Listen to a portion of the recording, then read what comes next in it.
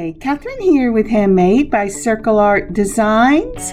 Well, today on my work table, let's make poinsettia drop earrings for the holidays that are just around the corner. Look at these beautiful pieces. Aren't they lovely? This is project 1 from our November Bargain Bead Box, and I think it is a perfect, quick, simple project to start out with. So let's turn our eyes to the mat. So as we turn our eyes to the mat and I see my beautiful piece of glass, give thanks to the Lord. I'm giving thanks to the Lord today for an insight that I had as I was sitting out in the backyard this morning. I was looking at across the yard at the dogs, but something caught my eye. And at first I thought, is that a giant lizard? But no, it was a little mouse. And I watched that little mouse run back and forth looking for its daily food. And I thought, look at that. I think mice are cute as long as they're on the outside. And I'm giving thanks for that realization that a lot of time the way I look at things is kind of skewed because of my expectations. But the joy of the Lord is always amazing. And I truly give thanks for that. So, what are you ready to give thanks for in your life? All right, let's turn our eyes to the mat. All right, so starting off from the November Bargain Bead Box, this is a 23 millimeter poinsettia, they say pendants. I would say a charm. It's a little bigger than most, but look at this. Isn't this beautiful? I just love this. And you got 4 pieces in the November Bargain Bead Box. I'm going to use 2 of them for these poinsettia drop earrings. Next up are the 8 millimeter glass pearls in mulberry, and they are beautiful. Now, when I first saw this mulberry, I thought, why is that a November going for the holidays coming up? And then I remembered my mother used to get mulberry candles for Thanksgiving and Christmas. That was the scent I grew up with, and I am so thankful to have these little mulberry pearls. Now next up, if I can get this back into line, we're going to be using from the Bargain Bead Box these scrolled bead caps. And these are in, I believe they're 7.5 millimeter, and they are just so pretty. Look at this. Isn't that lovely? Look at the squirrel. I got squirrels on the brain. Look at the scroll work on those beautiful caps. And then next up, now this is from a previous Bargain Bead Box, and sometime last year, I'm sure. And these are also some bead caps in that antique copper. I don't know if we're going to use these or the ones that came in the November Bargain Bead Box, but I'm going to set them out just in case because I haven't decided what I exactly want these earrings to look like. So let's see, next up, this is from my own stash, and this is capped rondelles. They are in a teal and rich gold flash, and they are so pretty. And yes, the cap on them is a type of silver, but I'm going to use them in these earrings anyway because I love them. I've pulled 2 of my fishhook wires to go with this, and this is again in that antique copper, and the only eye pins I had for this were in regular copper, but that's okay, it will look beautiful. Remember, you don't have to have all the same metal, it just has to go together, it has to be tied in some way. All right, so I was trying to get this straightened out, and let's see what we're going to do. I think I'm going to start off with one of the rondelles right here. Just like that. Because can you see that flash, that teal and gold? I think it's just beautiful. If I see a link for them, I will put it in the description. I got these at a sale this summer. But I will look and see if I see anything like that on the internet. So this is with those first bead caps from a previous bargain bead box. And I'm looking at that, trying to decide, okay, which one do I want? So I'm going to begin with a rondelle, a bead cap, a pearl, a bead cap, and a rondelle. Now that's really pretty, and I like that a lot. But let's see what else we can do before I make my final decision. And that's sometimes what you have to do. It's that way with a lot of things that you do in life.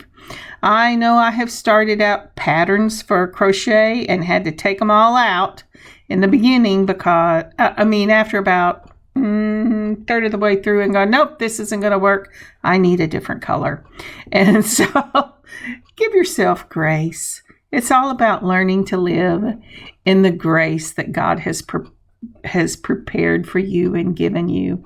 So this again is with the rondelle and the scroll bead caps, the 8mm mulberry pearl, the bead cap, and another one of those rondelles. Now then, let's put these both down on the mat and decide which one we like. Now, I like both of them, but I think I'm going to go with the scrolls from the November Bargain Bead Box, and I'll tell you why. And this is probably why these are still in my stash. When I put them on that 8mm bead, and it has to go on an 8mm, it covers more of the bead than I want it to cover. So I just haven't found the right project for those yet. All right, again, we started out with a rondelle, then we're going to put a bead cap, then that 8mm, then another bead cap, and another of the rondelles. And it should look just like that. Now, isn't that pretty? I just love these. This has a very, it's kind of a Victorian look. It's an old world look, and I really love it. I love the classic look of this type of thing. I'm going to use my loopers because I'm using a 20 gauge eye pin, and so we're going to go ahead, we're going to put it across the looper, and we're going to move that until the bead is touching that side. We're going to turn the end where you can see that it's in the same plane as the loop you're making is going to be in. Excuse me. And then we're going to go ahead. I had to cough, I'm sorry.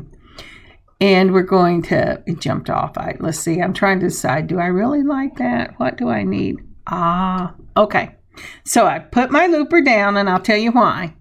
I did not want that piece to go right up against the top. So I want to incorporate some of these little 3mm spacers.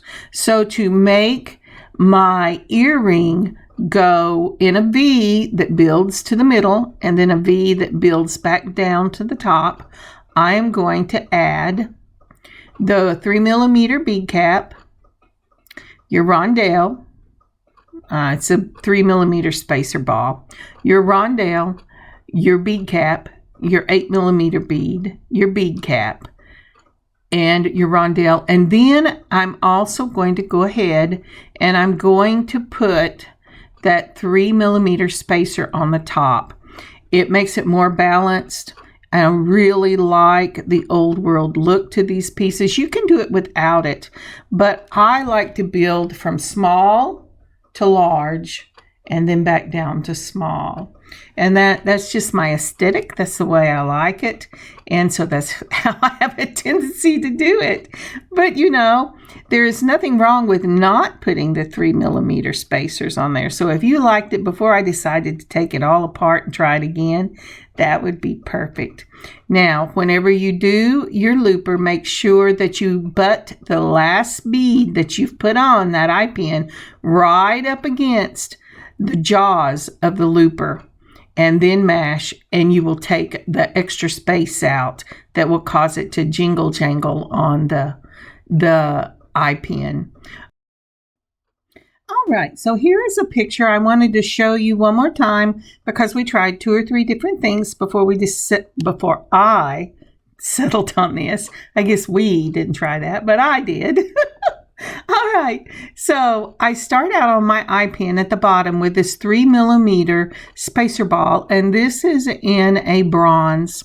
Next comes up is this capped rondelle in the teal gold. Then the scroll bead cap. This is a 7.5mm, and it is from the November Bargain Bead Box. And then an 8mm of the mulberry pearl. These are glass pearls.